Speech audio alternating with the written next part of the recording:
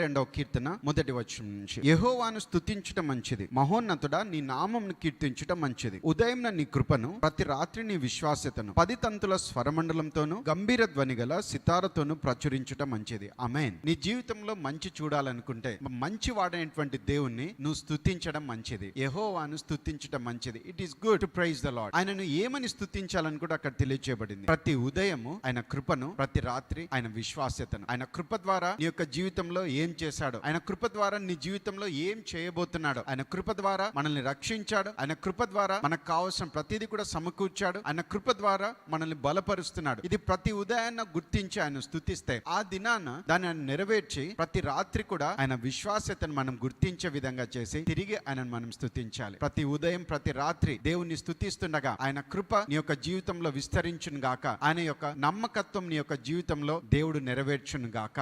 ఆమేన్.